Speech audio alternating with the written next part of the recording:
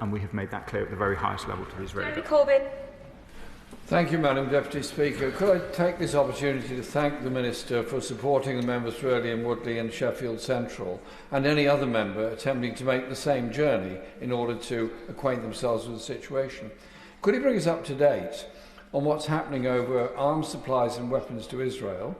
Can he assure the House that they will suspend the sale of parts that make up the F-35 jets that are being used to bomb and strafe Gaza and kill so many people and destroy by targeting schools and hospitals?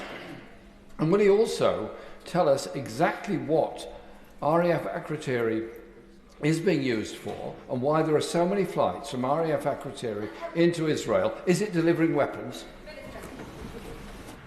Madam Deputy Speaker, I've covered this ground recently. It remains as it was. We have taken principled position in relation to the suspension of certain arms licences in September, and that remains the position. We have discussed the position in relation to F-35 parts and the role of RAF Akrotiri on a number of other occasions, but I'm grateful for the opportunity to correct the record. When last I was asked a question by the Right Honourable Member, I referred to him as simply an Honourable Member, and no offence was intended. It was a mistake on my part, and I'm glad to correct the record. There are a large number of colleagues wishing to contribute. Please can questions be short, and I ask the Minister to ensure that his responses are just as short. Sarah Owen. Thank you, Madam Deputy Speaker. It's regrettable that the Israeli government are now acting with impunity. They seem to be accountable to no international law. Enabled by the US President, they continue to bomb hospitals and schools, killing aid workers and thousands of Palestinian civilians. Today, Breaking the Silence reported further executions as well as the destructions of homes by the IDF. And now this, banning members of our Parliament from entering. And can I put on record, Madam Deputy Speaker, I absolutely, wholeheartedly disagree with what was said and the accusations made by them from the benches opposite. Those members are our friends and our colleagues, and they have more dignity and strength in their little fingers than has been shown on the front bench opposite. Thank you, Madam Deputy Speaker. My honourable friend speaks with real force, and I agree with her condemnation of the comments of the Leader of the Opposition. Cooper. Thank you, Madam Deputy Speaker. There's no question that the honourable members who are sadly no longer in their place had a difficult experience in Israel, and that is to be regretted. But we are hearing today that somehow this makes criticism of Israel impossible in this place. We're hearing time and again here that's simply not the case. We can speak out in Parliament, and we can continue to do so. I don't think, Madam Deputy Speaker, in anything that I said that I expected this House to be less critical in their position, so I'm not sure I accept the question. Dawn Butler. Thank you, Madam Deputy Speaker. It is our job in this House to speak out against what Hamas did, but also to speak out against Israel and what they're doing. And to be denied entry is actually a disgrace. And I'm embarrassed by His Majesty's official opposition and the position that they've taken. They should be ashamed and reflect on what they've done. And Madam Deputy Speaker, Channel 4 News, Christian's interview with the Israeli ambassador clearly showed that she was lying. Does the Minister agree with me that actually how our friends have been treated is actually a snub to the UK? Madam Deputy Speaker, I stick by the remarks of the statement on my characterisation. Ellie Childs.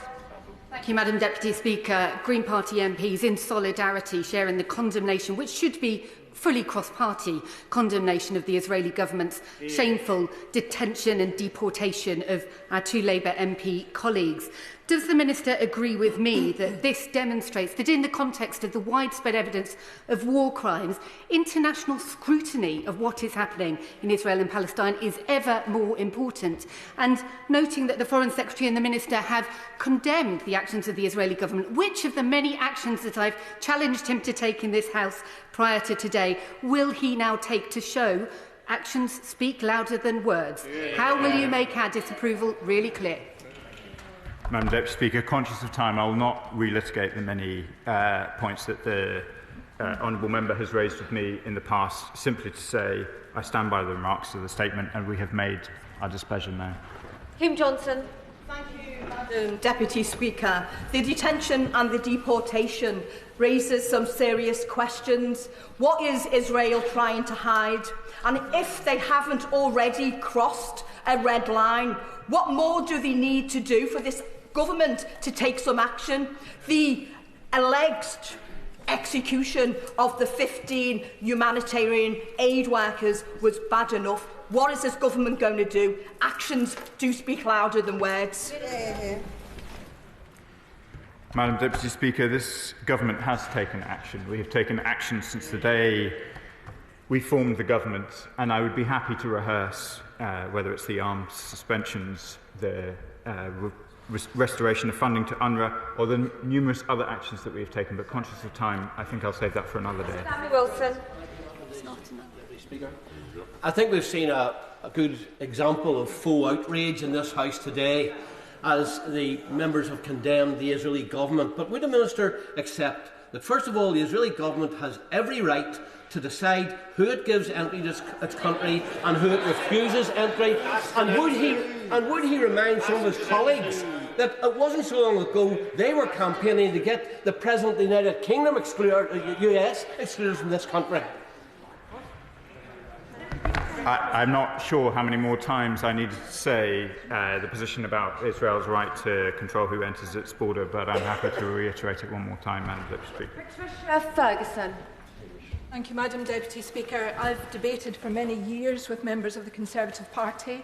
I've often disagreed with them, but I've never before been ashamed of them. Yeah, exactly. Can I ask the Minister whether, considering that Israel is now, or has for a long time now, not been allowing journalists into Palestine and the West Bank, and now seems determined not to allow parliamentarians to go to that country in order to build links and to see for themselves what's going on, whether it is the point where we really do need to consider what action we take going forward, and whether that should be about talking to Israel or whether it needs to be something slightly stronger.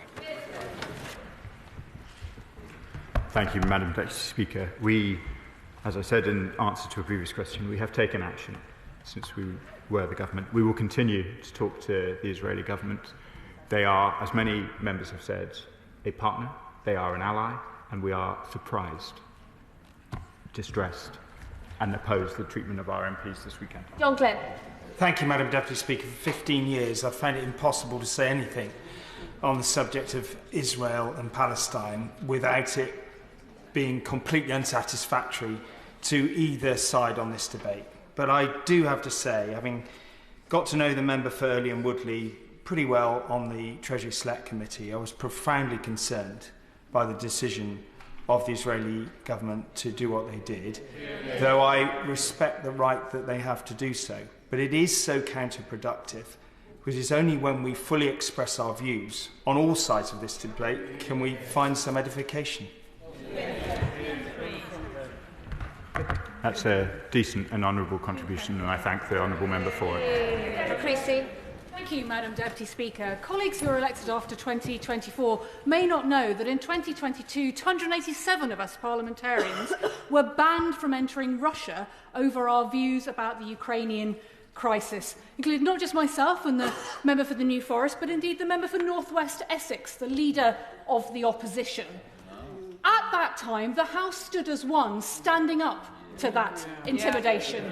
Today, from the opposition, we get a dog whistle so loud about our colleagues who did nothing wrong apart from wanting to go and see for themselves what was going on. It could be heard on the moon. What a disgrace. Will the Minister agree with me that this government will always defend free speech? And defending free speech means defending the ability of people to go and talk about things they may not want to talk about. As I've said, Madam Deputy Speaker, these parliamentary delegations are very valuable, and I want to see them continue. Vicky Slade. Madam Deputy Speaker, many of us have raised serious concerns about the actions of the Israeli government, and replies have rarely gone as far as most of us would want. I'm deeply concerned this may be a tactic now being used by the State of Israel to curtail ministers from condemning Israel more strongly. What assurance can we have from the Minister that he will not be cowed by what's happened to his colleagues? Minister. Madam Deputy Speaker, I will not be cowed by what has happened to my colleagues. Andy Slaughter, the real one this time. Very much. I visited the occupied Palestinian territories a number of times, including Gaza in years gone by, One of the purposes is to bear witness to what's happening on the ground. That's particularly important when aid workers, when medics now, when